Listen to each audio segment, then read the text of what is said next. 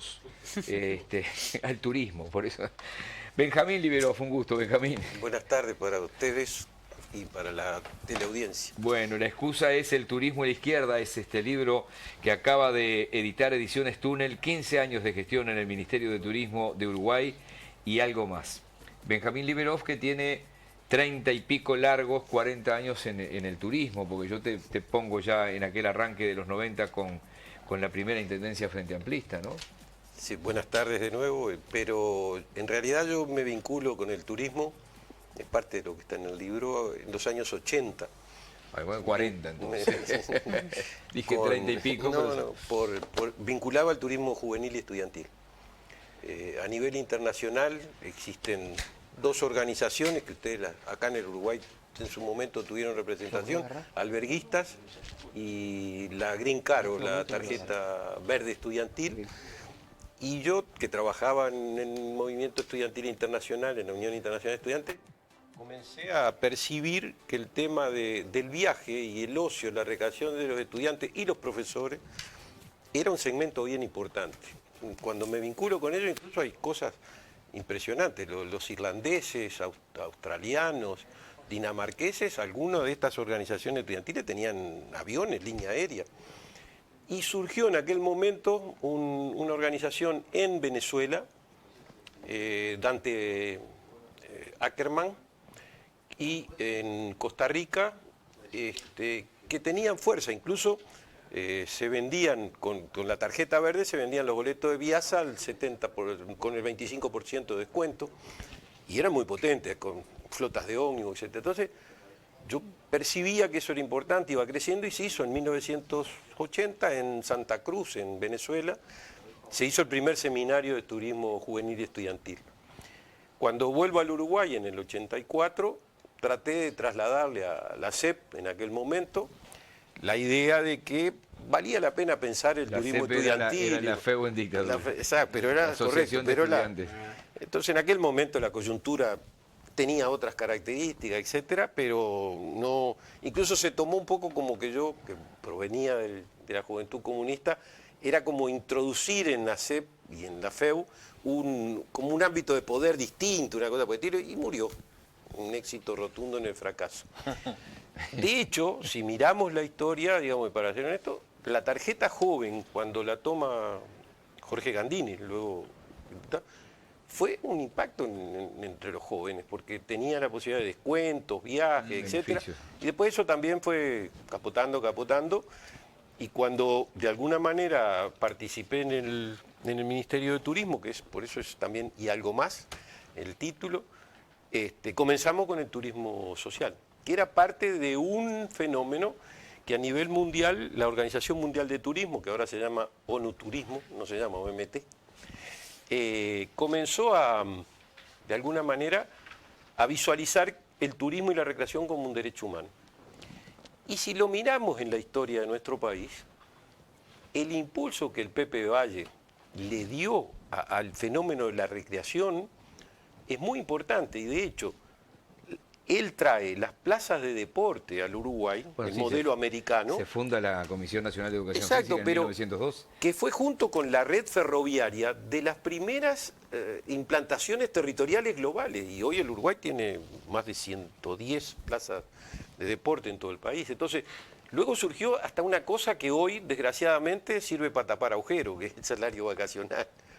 Pero estaba concebido para que era parte del desarrollo humano el turismo. Entonces hice luego en Uruguay agencia de viaje, sí. Me especialicé en turismo de congresos y eventos y fui parte efectivamente del primer gobierno del Frente Amplio con Tabaré Vázquez, y Lescano me planteó acompañar la gestión del año 2005 y bueno, el 28 para ser más preciso del 2020 finalicé como ministro de Turismo y pasando bien a la nueva administración. Voy a comenzar a abrir juego. Hay algo que yo he repetido durante muchos años acá, y Sergio también.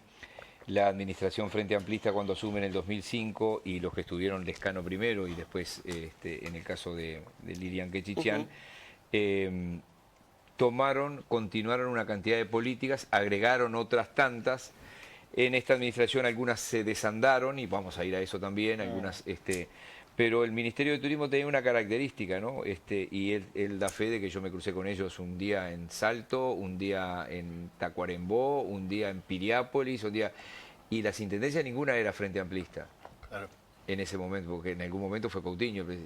Y había inauguraciones, es decir, si había un ministerio que estaba permanentemente trabajando con el partido que fuera, era el Ministerio de Turismo. Yo no digo que los otros no, porque supongo que el de Ganadería también, en fin, pero se les veía todo el tiempo en la CIP y en todo el país, Checho. No, quiero retomar el título del libro, ¿no? El turismo y la izquierda. La pregunta es, ¿entendés tú, Benjamín, paréntesis, gran televidente buscadores, Benjamín, siempre atento a nuestro programa, ¿entendés que hay una forma de hacer política pública sobre el turismo de izquierda? ¿Hay una impronta distinta? ¿La izquierda tiene una impronta distinta a la hora de gestionar políticas públicas sobre turismo? Bien.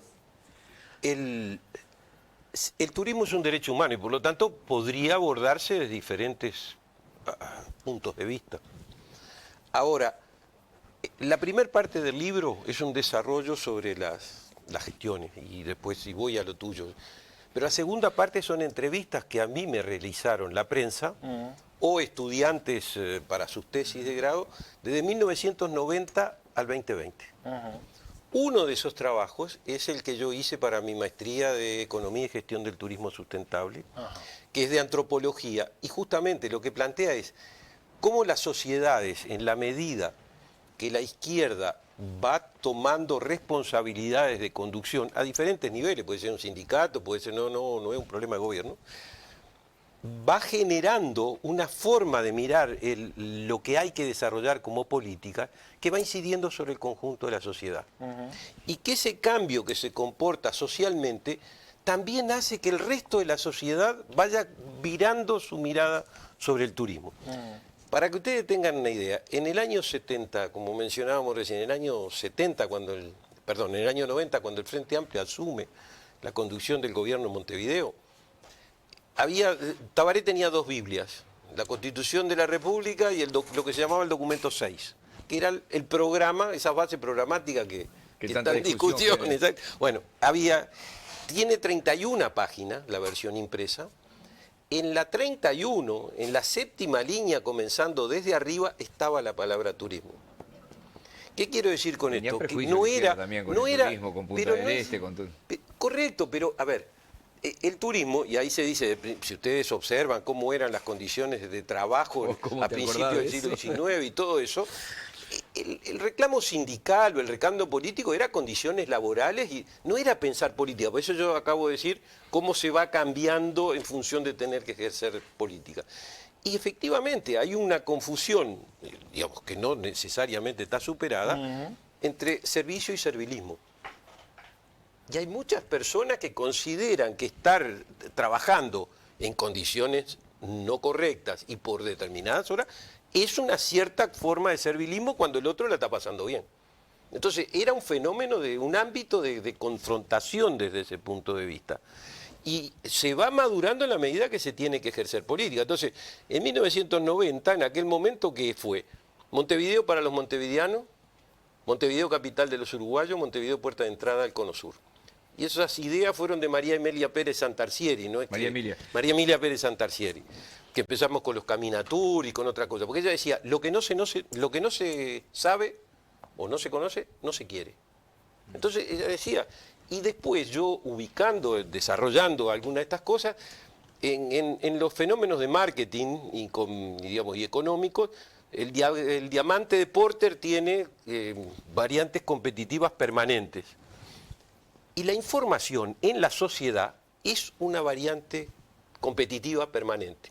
Baste decir cómo hablamos a veces de alguna ciudad en el mundo, dicen, no me dio ni la hora, pregunté algo y no. En cambio, uno dice, no, me reuní o hablé con tal y pasa tal cosa. Yo recuerdo, por ejemplo, una experiencia personal que en un lugar con mi compañera estábamos cenando y cuando vino el que me atendía dijo, yo me llamo Ramón y voy a ser el que tengo la satisfacción de atenderlo esta noche. Y cuando trajo la dolorosa, le hace la cuenta, mientras yo hacía ver las cuentas para pagar, él con una servilleta armó una flor y se la regaló a mi compañera. Entonces, esas cosas son parte Los de lo que, pequeños detalles. de que pasa a ser la valoración de lo que importa el servicio y que no es servilismo. En San Martín de los Andes, otra vez, Pero te debe haber preguntó, costado eso en la interna de la izquierda al principio. por eso, sin duda que costó, y es válido, porque uno piensa según vive. Y en la medida que yo estoy en un lugar donde tengo un salario, fíjense, por ejemplo, ahora qué está pasando. El sector del turismo, que nadie tiene duda que fue de los más impactados durante la pandemia, ¿no? Y sí, en algún caso Bien. sigue todavía. De acuerdo a los consejos de salario, van a recuperar el poder adquisitivo del 2019 a finales del 2025. Eso se discutió hace 2 años en el Consejo de Salario. Entonces, a veces efectivamente uno no puede pedir determinados niveles y pagar el salario mínimo nacional. Entonces, ese tipo de cosas se siguen dando y a veces dificultan. Lo otro es, ¿cuánto invierte un joven y la familia para una licenciatura en turismo o para alguno de los cursos de gastronomía? Es mucho dinero. Y cuando salen, es cierto, nadie está esperando que salga alguien de una escuela de turismo para ponerlo de gerente. Entonces hay que ir avanzando. Y Pero eso no se recupera, es una inversión a futuro para ganar la posibilidad de... ¿Lo toman en cuenta los grandes hoteles No, a los en general no. No hay, por ejemplo, hay algunas cadenas internacionales, recuerdo más en particular la Mandarín, que cuando hacen un llamado a profesionales, una de las cosas que es después que hacen todas las pruebas que tienen que hacer es con la familia va una semana invitado por la cadena a vivir en el Mandarín. Y él visualiza cuáles son el tipo de servicios que tiene que dar. Incluso la cadena Mandarín le da a los que ingresamos al hotel, le da los dólares Mandarín. Las propinas se pagan con los dólares Mandarín. ¿Y para qué valen? Valen para la calificación que se hace del funcionariado, porque aquel que tiene más propinas se supone que es...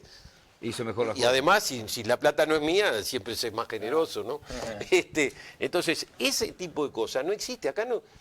Igual no me contestaste la pregunta. ¿Hay una forma de izquierda de hacer turismo? Blanco y negro. El turismo social no existía en el Uruguay, por ejemplo. ¿Está bien? La mirada de que no se puede gobernar el territorio sobre la base de la excepción, sino regularmente, es una mirada que hay que cumplir. Y tenemos las costas uruguayas hoy sometidas a una mirada que no se corresponde con lo que son los requerimientos ambientales. Entonces, eso impacta en cómo mirarlo. Y esto que yo estoy diciendo de que los aspectos de calidad tienen que ir asociados a un reconocimiento salarial, también tiene que ver con una mirada distinta. Bien. Y voy a decirlo en 2 o 3 cosas más, muy esquemáticamente. El Ministerio de Turismo, Miguel, no hace falta que se lo explique, vivía de temporada en temporada. Cuando nosotros ingresamos, y no lo hicimos de inmediato, no fuimos carrera de modiliciones. No, Nosotros trabajamos sobre cosas que valían. La marca Uruguay Natural es un ejemplo. no fue una decisión nuestra. Es Ministerio de Bordaberry, ¿no? Sí. Fue primero, la decisión fue de Jorge Valle, en el 2000. Y quien lo instrumentó efectivamente en el Poder Ejecutivo fue el Ministerio de Turismo, en ese momento Bordaberry, y Uruguay 21.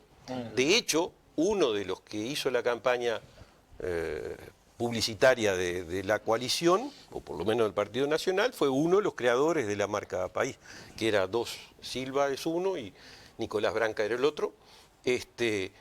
Y dice la anécdota respecto a eso, que después... Guarda. No, porque dicen que bueno, se hizo todo el proceso de encuesta que le hizo Equipos Mori, a los efectos de ver qué sentían los uruguayos que lo identificaban, más una cosa que es muy importante para una marca país, que es también visualizar en aquellos que se relacionan con el país qué cosas nos identifican a nosotros, porque no necesariamente de afuera nos ven igual a como nos vemos adentro. Obvio. Entonces, bueno, eso se hizo y después se llamó a la licitación por el diseño. Cuando le llevaron a Jorge Valle los 2 bracitos y el sol, uno era celeste, blanco, el otro era azul, uno era verde, el otro era azul y el sol amarillo. Y dijo, no, eso no puede ser así. Dice, son los 2 azules porque si no es la bandera de Brasil. Entonces todo el sesudo proceso de elaboración de marca quedó en eso, que es lo que... Por eso digo que es una anécdota, no la pude confirmar exactamente, pero tenía razón y a veces son intuiciones que existen sobre determinadas cosas. Sumo a Susana, Fabián. Benjamín, decías que sí, que me parece que hay una impronta de turismo de izquierda y de gestión de turismo de izquierda. La otra pregunta, inevitablemente, es: ¿hay recambio en las figuras para llevar adelante el proceso de transformaciones de esa política de izquierda en turismo? ¿Dónde se forman los cuadros? Porque uno puede decir, ¿dónde se forman los cuadros gerenciales para la gestión privada? Pero para la gestión pública, ¿dónde se forman? Bien, esa es una muy buena pregunta, aparte de la escuela que tiene el propio Estado, el propio gobierno para la formación de cuadros, y que durante la pandemia el trabajo a distancia incrementó el número de personas que dentro del Estado hicieron cursos, etcétera. Pero, a ver, uno tiene, cuando ingresa a la administración pública, si uno sabe del tema, o sea, tiene experiencia, un año y medio te lleva a aprender cómo funciona el Estado para hacer rendir el funcionamiento de las políticas. Era lo que decía Delgado. 2 años. Donde hay que prender la luz. 2 años, sí, está bien, parece que no prendió mucho, pero... No, la gente no le dio el respaldo. La luz. Sí, la gente no le dio el respaldo. Pero lo que me refiero es otra cosa. Si no conoce del tema, que es muchas veces el caso, lleva 2 años. Y ya de los 5 años ya me comí 2 aprendiendo. Con una cosa que yo creo que sí hay que analizarla bien. ¿Cuánto le cuesta a los uruguayos que aprendan lo que ingresan al Estado para hacer funcionar el Estado? Y si te cuesta un año. Es un costo alto, es un costo alto por lo menos. Entonces, eso existe. Ahora, después tenés 2 años en que podés fogonear conociendo y después, si tu idea es que no vas a vivir de ese lugar, que es lo aconsejable, hay un año en que tú tienes que preparar las condiciones para poner los pingos en la cancha, a los efectos de correr. Bueno, atención, Yamandú Orsi. En la experiencia que nosotros hicimos, que es peculiar dentro del gobierno, porque el equipo que empezó con Lescano se mantuvo en realidad por 15 años, o sea que rentabilizamos un poco ese tema, se generaron condiciones en el trabajo en el territorio, y ahí también es una forma de mirarlo, porque nosotros, una de las gestiones fundamentales nuestras fue impulsar la gestión territorializada y regionalizada del Uruguay. Yo siempre hago la anécdota. ¿Cuántos funcionarios tiene el Ministerio de Turismo? No sé. No importa. Si no sabes vos. Menos de 200. ¿Está claro? Tiene más funcionarios el municipio de Paso del Toro. Cuando nosotros ingresaban al Uruguay 540 millones de dólares. Cuando nosotros entregamos, estuvo en 1.800 millones de dólares, con la misma cantidad de funcionarios. O sea que las cosas se pueden hacer y se pueden gestionar mejor. Eso no quiere decir que sea derecho, es una mirada de que se puede hacer. Eso por un lado. Por otro lado, estamos hablando, y eso es la preocupación que yo muchas veces tengo, que son 120.000 puestos de trabajo según el BPS y la encuesta continua de hogares. Si miramos hoy la construcción, que está con vivienda promovida y con otra cosa, los datos que escuché de la Cámara de la Construcción son de 65 a 70.000 funcionarios. Sí, en picos, ¿eh? Bueno, por eso lo que estoy diciendo es que el turismo... En picos del 2013, el turismo, está bien, si tú tomas el turismo... Es el doble el turismo. Antes de la pandemia, y ahora se va a llegar, este año yo creo que se va a estar en 1.800 millones, creo que a fin de año se va a poder llegar de ingresos en el turismo. Pero si tú lo tomas individualmente, es el sector de la economía del país que ingresa más dinero. Porque a los 2.000 millones de dólares aproximadamente hay que sumarle unos 1.200 más que implican movimiento de turismo interno. Si tomas el complejo agroindustrial, perfecto, es más importante. Pero desde el punto de vista de actividad individual es la de mayor peso. La cuenta satélite de turismo que se estructuró por primera vez durante nuestro periodo, que mide el impacto económico de la actividad del turismo en conjunto, uniendo lo que ingresa más lo interno muchas veces, eso da alrededor del 7 y el 8% del PBI. Es mucha plata. Eso es en base, lo que pasa es que hay cosas que son objetivables rápidamente, lo que yo exporto es hoja de ganado, y lo otro son en base más bien a encuestas. Bueno, el turismo de acuerdo al sistema de Naciones Unidas para lo estadístico, implica dos cosas. La primera es, tomo lo que me informa Migraciones, lo depuro en función de los que trabajan en el Uruguay y por lo tanto, como sus ingresos están acá, no son ni van ni vienen, aunque sean extranjeros. Y la segunda es un diseño muestral, que dicho sea de paso, hoy apareció el nombre de quien ayudó a hacer algunas muestras, a las auditorías del diseño muestral, que es Goyeneche, que era del Instituto de Estadística de la Facultad de Ciencias Económicas. Y el diseño muestral indica unas 21 a 23.000 encuestas anuales, divididos en trimestres, sobre cuál se hacen las preguntas en los puntos de ingreso y egreso. De ahí surgen básicamente los gastos y surge otro dato que no puede tener la migración, que son los uruguayos que estando en el exterior vienen a visitarnos y a hacer turismo en el Uruguay. Que a los efectos del reconocimiento de que es un turista, o sea que por lo menos pernocta una noche en este país y lo que paga lo tiene de afuera, o sea que es una exportación de servicio, esas dos cosas componen la base para armar la información. Y lo que yo quiero decir es que los datos que el Ministerio producía son los datos que el Banco Central... De aquí a las 4 se nos va un par de compañeros, no te preocupes. Sí, complicado. bueno, el Banco Central es quien financia, porque le importa para las cuentas nacionales, por lo tanto no se pueden decir disparates. No se pueden decir. Se entiende. O no se deben decir disparates. Sí, quería preguntarte, tomando en cuenta la experiencia anterior de ustedes al frente del Ministerio, ¿qué debe volver para este próximo Ministerio de Turismo? Bueno, es la mejor pregunta hasta ahora. Cambiaron, claro. Y aparte fue lo que quedamos pendiente cuando yo estaba sentado allá y Gorsi me dijo que me iba a invitar ante las elecciones para ver el futuro. Bueno, entonces, ahora ya se ganó las elecciones por parte del Frente Amplio. Entonces ahora es más complicado lo que tengo que decir. Pero, a ver, un grupo de unos 35, 40 compañeros que trabajan hace muchos años con los temas de turismo desde el Frente Amplio, prepararon los documentos para las bases programáticas, incluso para las prioridades que fueron leídas. En las prioridades del Real de Colonia hay algunas cosas que son apoyo a las pequeñas empresas, las pymes del sector turismo, y volver al respaldo al turismo interno. ¿Por qué? Durante la pandemia nosotros lo que aprendimos también es que el turismo interno le sacó las castañas del fuego a muchos establecimientos en este país. Absolutamente. Por lo tanto, que el Uruguay tenga un fondo, ahora yo en aquel momento lo llamaba, y aquí estuve, fondo de emergencia para ayudar, pero yo digo de estabilidad ahora, a los efectos contracíclicos que permita ir desarrollando la actividad del turismo interno como un complemento, nunca va a sustituir al ingreso de divisas del exterior, pero un complemento, en particular entre los meses de lo que denominamos baja temporada, podemos decir después de turismo y hasta que empieza diciembre. Bien, ¿por qué? Porque efectivamente si somos un país que estamos caros, porque se recuperó poder adquisitivo por las razones que se entienda, es difícil que salgan los uruguayos. Tienen algunas diferencias con lo que pasaba antes. Hoy un matrimonio joven con hijo tiene movilidad que antes no existía.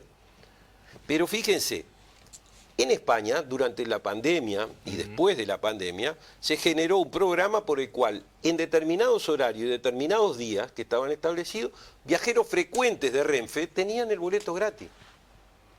Entonces nosotros le hemos estado planteando a las autoridades del transporte interurbano, interdepartamental, que han dicho que no han recuperado la venta de boletos previo a la pandemia. Sí. Y además hay 300.000 autos nuevos. Exacto. Bueno, esa es una. Por eso digo la independencia. Hay pandemia, pero no se puede digo por eso digo la independencia. Pero esto otro es, no se pueden encontrar horarios y días en los cuales hay capacidad excedentaria en la cual se pueda comprar con un valor diferencial el transporte, que es de lo más caro que tiene el turismo interno, a los efectos de que asociado a paquetes turísticos se puedan generar nuevas oportunidades. Eso no se puede negociar, discutir con el Banco de Previsión Social también para los jubilados.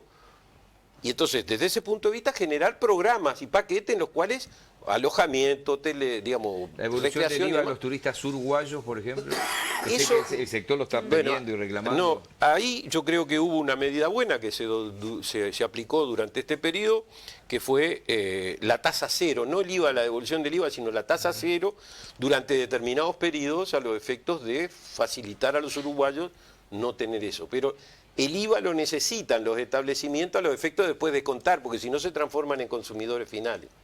Entonces, pero lo que digo, alrededor de una mesa y definido un fondo, ver cómo se instrumenta. Incluso lo que decíamos es, no tiene que ser fijo. Digamos, uno prueba, ensayo y error. No funcionó eso, hay que buscar otra. Pero hay y se puede hacer. Eso es un tema. El segundo, acá voy a decir algunas cosas que no necesariamente todas pueden ser. El Uruguay, y el espacio modelo lo demuestra, el Uruguay necesita centros de recreación de última generación modernos cubiertos. Tanto el cambio climático como nuestra temporada, necesitamos por la calidad de vida de los uruguayos eso. Y no tiene por qué ser solo en Punta del Este ni solo en las termas. Digo, hay que buscar. No estoy pensando solo en montañas rusas, no tengo nada contra las montañas rusas, pero estoy pensando en otro tipo de recreación, como los parques que tiene Lego, como los que tienen algunos otros parques temáticos en Brasil, que nos den esa posibilidad. ¿Cuánto tendido ferroviario no tiene utilización? Mucho. Bueno, hay una serie donde se puede poner en valor y empezar a utilizar infraestructuras pequeñas que hay en otros lados que pedalean sobre estructuras de asiento, por eso, y generar recorridos de 3-4 kilómetros, no tienen que ser grandes cosas, los efectos de fortalecer eso. Hay que hacer el saneamiento en las termas del Daymán, es imprescindible. Necesitamos, de alguna manera, que algunos proyectos que quedaron prontos y financiados, como es un centro cultural y museo de la madera en Paso de los Toros, a los efectos de promover de otra manera el tema forestal, incorporarlo al ADN de los uruguayos, no en polémica, sino para potenciarlo en lo que debe ser. Un centro de referencia del street art, como está la facultad de jazz en Mercedes, vinculado al street art en San Gregorio, Jazz a la Calle, que ahora hay una facultad, que la UTEC desarrolló una facultad. Bueno, una cosa de esas características en San Gregorio de Polanco. E incluso, yo no sé, ¿saben cuánta gente trabaja en Rincón del Bonete en estos momentos? Una persona. Se controla desde Baigorria. Y lo que hay ahí es una infraestructura estupenda para poder desarrollar turismo náutico y de pesca. Entonces, quedó otro proyecto que tiene que ver con el Valle Edén, que ahí hay una línea ferroviaria que estuvo funcionando entre Rivera y Tacuarembó a los efectos del Museo Gardel y demás. Eso todavía, ¿no? ¿Tren de pasajeros? No, actualmente no está funcionando ahora, pero incluso los sábados y domingos se hacían con degustación. Los 2 vagones que estaban reciclados por parte de los amigos del Riel, más la locomotora Corazón de Fuego que se utilizó con Federico Lupi en una película. Y eso se dejó de hacer. Era lo que más se le vendía a los cruceristas, saliendo del puerto hasta Colón. En Colón se lo llevaba hasta Juanicó en ómnibus, y los que habían ido a Juanicó en ómnibus y demás venían a Colón, tomaban el tren y volvían al crucero. Entonces, estas cosas están prontas. La posibilidad de un proyecto que quedó también con el Banco Interamericano de Desarrollo, que era la remontada del Santa Lucía navegando, desde la desembocadura hasta Buchental, eso estaba pronto. Una parte del proyecto de la ruta de los jesuitas se hizo, pero quedó ahí, todavía no está terminada Calera de las Huérfanas, pero que está pensado con relación a los otros países de la región. Incluso una reunión ayer, el 29 creo que era de noviembre, 28-29 de noviembre, de ministros del Mercosur, a los efectos de la marca jesuitas. Entonces, se creó la ruta del vino en Colonia, eso es nuevo y anda muy bien, me parece. Eso está, y sobre todo hay 2 rutas. Hay una que tiene que ver con los establecimientos de Carmelo, la de Carmelo, y después está la ruta, y hay una ruta del queso también, sí. Y ni que hablar que la plaza... la ruta de los pájaros pintados también. Bueno, esa no, esa se descontinuó. Bueno, pero eso es una lástima, porque tiene también todas las bodegas, pero tiene todas las bodegas del litoral, ¿no? No solo eso, a ver, todo el tema de la navegabilidad de los ríos y arroyos del Uruguay, que era un plan náutico fluvial que se empezó en el 2012 al 2022, eso quedó por el camino. Te tengo que hacer la última pregunta porque miro la hora y me sacan del aire, porque además tengo al ingeniero Blacina allí para sumarse en instantes, el director. Trabajamos mucho en calidad de turismo con él. Bueno, sí, él es, si hablas de Blacina, hablas del Instituto Nacional de Calidad, obviamente. Más allá del gobierno de turno, que eso es una buena cosa. A pesar de que cuando asumió este gobierno no le habían puesto, le habían dado el presupuesto. ¿Sabe cuánto le dieron de presupuesto cuando arrancó este gobierno? No, a Blacina. Tirá una cifra. No, imposible. Bueno, 0 pesos, no tenía presupuesto. Imposible. No sé si va a cobrar el sueldo él igual, pero digo, bueno, no, pero esto no es una broma, esto es lo real. Sí. Te tengo que hacer la última pregunta. ¿Han hablado contigo? Porque dicen que en 10 días van a presentar el gabinete. No, yo creo, hoy me preguntó y quedé a medio camino en la respuesta. Le iba a preguntar eso mismo, lo de los nombres y quiénes. Empecé conversando de lo que era preparar los cuadros y demás. En esos 15 años se preparó. Primero, el Uruguay pasó de no tener formación terciaria, licenciatura, a tener licenciatura, incluso maestría. Entonces, hay un grupo de muchachos, para mí ahora muchachos, aunque tengan 40, 45 años, que trabajaron en territorio, que son licenciados, o algunos tienen maestrías, y que después llevaron adelante proyectos, o sea que tienen experiencia práctica de gestión. Hay incluso algunos que fueron directores municipales, como Andrea Jung, que estuvo en Fray Bentos y que está ahora en la Asociación Turística, de gerente de la Asociación Turística en Colonia. Está Cristian Pos, que es en la ANDE, de Colonia, pero que dirigió el proyecto de turismo del BID y que había estado 2 o 3 años trabajando en Salto, atendiendo Salto, Paysandú y Artigas. O sea, día nos tiraban a Llanes de nombre también. A Llanes nos tiraban. Bueno, Llanes fue diputado durante un tiempo, se le llamaba el diputado turismo diputado, una cosa así, efectivamente, y es director de turismo de Canelones. Andrea Jung en el litoral es un trabajo espectacular. Pero Ana Claudia Cadam en Rocha. No, hay recambio. Hay sin ningún... Otra cosa es cómo se va a hacer la estructura con todas las características, macramé de político pero ahí hay representativo. 4 puestos claves, ¿no? Ministro, subsecretario, director general de Secretaría y director nacional de Turismo, ¿no? En este caso es de los que tiene menos, porque la Dirección Nacional de Turismo se creó en una de las... para el segundo ¿dónde gobierno conseguimos el libro? El libro tiene la distribuidora es Guzzi, y está por lo menos, lo que me dieron, hay las librerías de todo el país, o prácticamente. Y se puede, si googlean le va a aparecer también dónde... No, pero si es Guzzi, está asegurada la presencia en todo el país. Y el turismo a la izquierda, 15 años de gestión en el Ministerio de Turismo de Uruguay y algo más. Benjamín Libero, es probable que volvamos contigo, estés o no estés en enero o febrero. No, porque ahí hay una hoja de ruta de cosas, o sea, aquí fuimos breves, pero hicimos una hoja de ruta también. ¿No? Nos queda para el programa. Nos queda para usted, para el programa, y también a Sergio le dejé allí pero encantado, a las órdenes. Recíproco, con el afecto de muchos años, conceptos elogiosos que me los guardo para mí, muchísimas gracias. No, por favor, al contrario. Benjamín, de llamarme también el otro día con respecto al premio Morosoli, así que muchísimas gracias. No, al contrario, gracias. Benjamín Liberov, que ha sido subsecretario del Ministerio de Turismo, ha estado en distintos, pues mira, eso es la playa del Rivero, en este momento, lo que habla de que la gente que está ahí no le interesa la playa. Es una broma. ¿Ves? Ahí hay que solucionar el tema de las aguas servidas a la playa, pero es una cosa insólita. A ver, dije el tema del saneamiento que es urgente en las termas, porque efectivamente es dramática la preocupación, pero hay muchos lugares de la costa donde ha crecido la proporción de población, la densidad de población, y no se pueden seguir teniendo pozos negros con robador, porque cuando contaminemos la napa freática se acabó el divertimento en ese lugar. Y bueno, sí, hay muchos balnearios, yo me crié en Rocha, ¿no? En las épocas en que empezaban a robar todos los terrenos, década del 60, del 70, hasta que mi padre, yo lo cuento cada vez que puedo, porque mi padre agarró a mi hermano y a mí me dijeron, nosotros no robamos terreno, porque se empezó a poblar el Cabo Polonio, Aguas Dulces en la década del 60, eran todos terrenos tomados, robados, ocupados, disculpen, castillenses. Y en Punta del Diablo lo mismo, y bueno, ya Punta del Diablo después se demolió bastante, pero... Entonces nosotros no robamos terreno, y no robamos terreno. Sí tengo amigos que tienen 4 o 5 terrenos con 4 o 5 cabañas que las alquilan en terreno. Bueno, en fin, veo que me adentro yo solo. No, pero además, cuando tú aumentas la densidad de población, normalmente lo haces sobre la base de consolidar construcciones. Exacto. Las construcciones hacen más denso el suelo. Si se hace más denso el suelo, también empiezan los efectos de filtración sobre la napa freática. Entonces, es complejizante. Un dato de esto de Punta del Este es un problema.